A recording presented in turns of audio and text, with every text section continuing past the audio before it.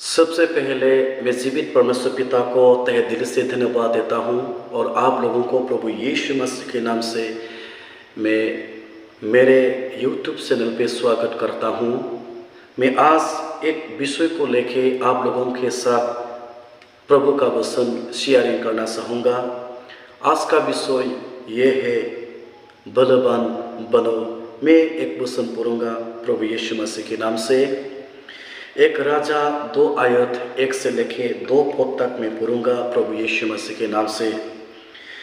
जब दाऊद के मरने का समय निकट आया तब उसने अपने पुत्र सुलेमान से कहा, मैं संसार की रीति पर खुश करने वाला हूँ, इसलिए तू हिया बांध कर पुरुषता दिखा। प्रभु की वचन पढ़ने में सुनने में हर एक को आशीष करे।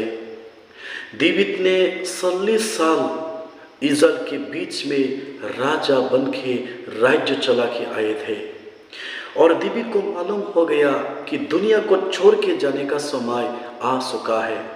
इसलिए दाऊद ने अपना पुत्र सुलेमान को राजा बनाया है और राजा बनाने के बाद दाऊद ने सुलेमान से कहा था, अपने आप को बलवान बनाओ, क्योंकि दाऊद को पता था जब उसका पुत्र अपने आप को तैयारी नहीं करेगा, अपने आप को बलवान नहीं बनाएगा, कभी भी एक अच्छा राजा बन नहीं पाएगा।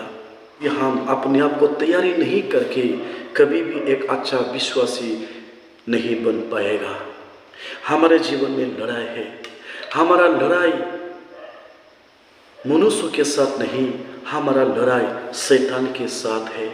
इसलिए शैतान को पराजित करने के लिए हम प्रभु के ऊपर भरोसा रखना है, अपने आप को तैयारी करना है और प्रभु के ऊपर भरोसा रखना है, तब हम शैतान को हरा पाओगे। दाऊद ने अपना जिंदगी में बहुत सारा लड़ाई उसने लड़े थे और कभी भी उसने लड़ाई नहीं हारा है। लड़ाई की भूमि में प्रभु के ऊपर भरोसा करना नहीं छोड़ा है।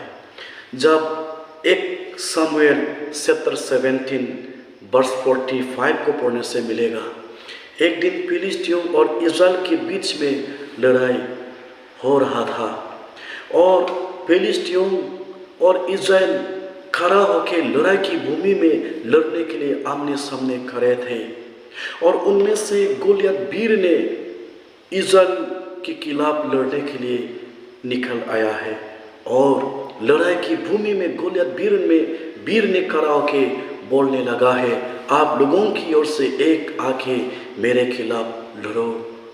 और उस समय में कोई भी गोलियत वीर के खिलाफ लड़ने के लिए इज़राइल के बीच में से निकल के नहीं आए थे। सबका सब इज़राइल लोग डरा हुआ था, घबरा हुआ था। और लोग लड़ाई की भूमि में लड़ने के लिए तैयार तो थे, आमने सामने थे, रेडी तो थे, फिर भी गोलियत वीर को देख के उन लोग डरा हुआ था, घबरा हुआ था।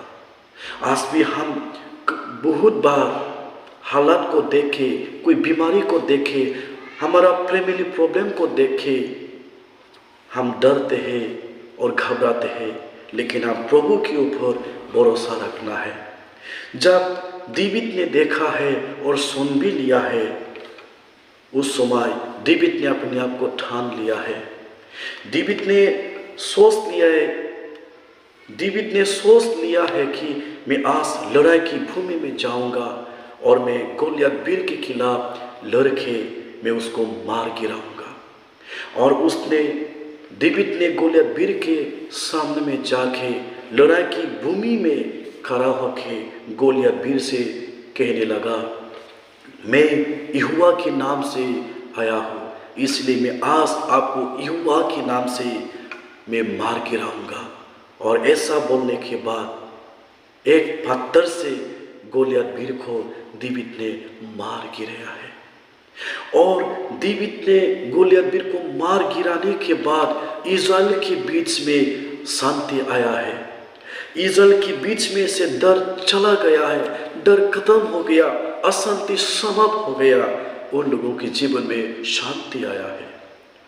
आज भी आप बिना नहीं लड़के, आप शैतान को नहीं हरा के आपके जीवन में कभी शांति नहीं आएगा। आपके जीवन में शांति को पाने के लिए, आपके परिवार में शांति को मिलने के लिए शैतान को हराना है, पाप को हराना है, तब हमारे जीवन में शांति आएगा। जब हम शैतान को पराजित कर पाओगे, शांति हमारे जीवन में आएगा। आपके जीवन में बहुत सा प्रॉब्लम हो सकते हैं। हम और आप आज जानना है आज का गोलियत कौन है। आपके जीवन में खराब आदत वो गोलियत हो सकते हैं। किसी के लिए खराब आदत गोलियत हो सकते हैं, किसी के लिए बीमारी गोलियत हो सकते हैं, किसी के लिए गरीबी गोलियत हो सकते हैं, किसी के लिए फैमिली प्रॉब्लम्स गोलियत हो सकते हैं।